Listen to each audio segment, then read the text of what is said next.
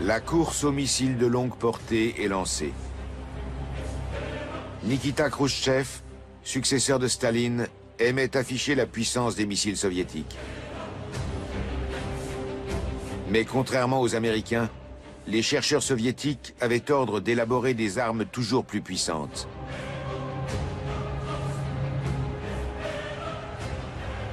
À Moscou, le professeur Alexei Koyevnikov reconstitue peu à peu le puzzle des anciens dossiers secrets. Concrètement, nous n'avons pas encore accès aux documents internes, mais ce que je crois, c'est que Khrouchtchev cherchait à donner l'illusion d'une URSS plus forte qu'elle ne l'était en réalité.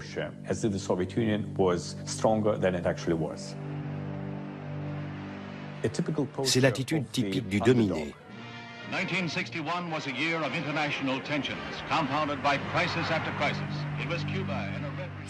On assiste en 1961 à une grave détérioration des rapports entre les deux superpuissances. In January, John Fitzgerald Kennedy was sworn in as the 35th President of the United States and began the momentous task of guiding the nation through the critical years ahead.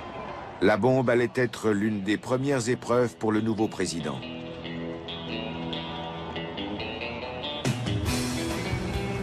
En Allemagne, les superpuissances se disputent le contrôle de Berlin.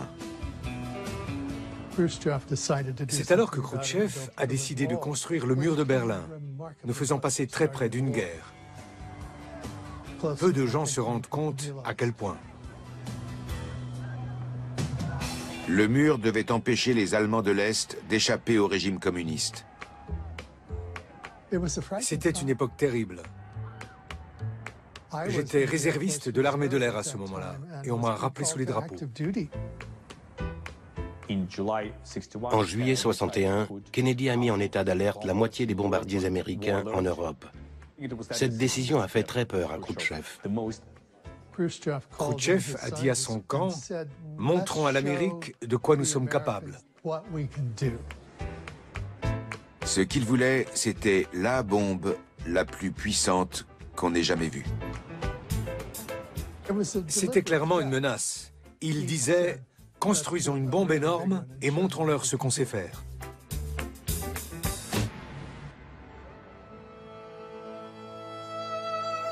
Le scientifique convoqué par Khrouchtchev est Andreï Sakharov, cerveau du programme atomique soviétique depuis 10 ans.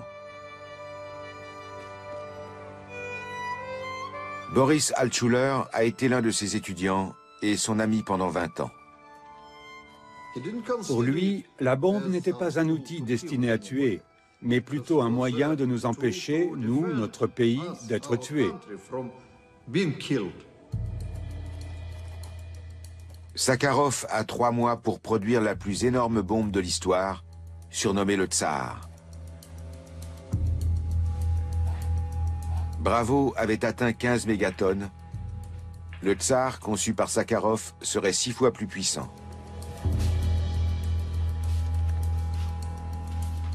Une bombe en 3 étapes. Des essais précédents avaient eu lieu au Kazakhstan, en Asie centrale. Mais le Tsar doit exploser au-dessus de Novaya Zemlya, une île perdue dans l'océan Arctique. Largement désert, ce territoire polaire est plus éloigné des zones peuplées susceptibles d'être touchées par les retombées.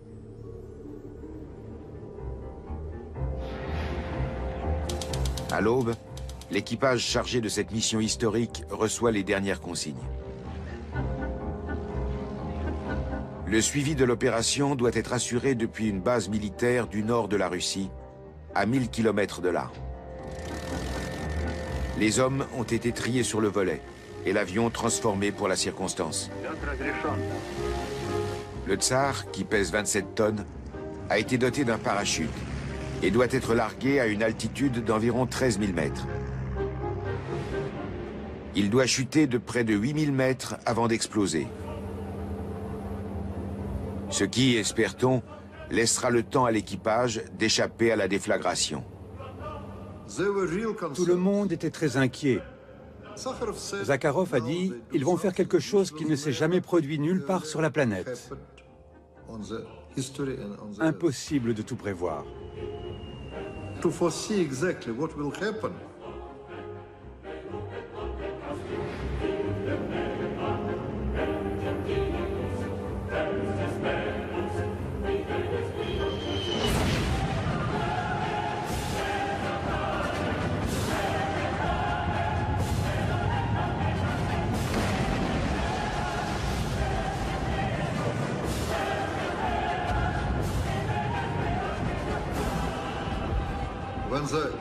L'onde de choc a été telle que l'avion a chuté d'1 kilomètre.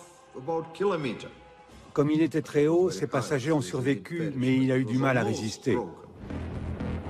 L'explosion d'origine humaine la plus gigantesque de tous les temps produit un champignon qui culmine à 65 km, soit environ 7 fois la hauteur de l'Everest. Des bâtiments sont détruits dans un rayon de plus de 100 km et des vitres soufflées à 500 km. Les analystes qui enregistrent l'onde de choc s'attendent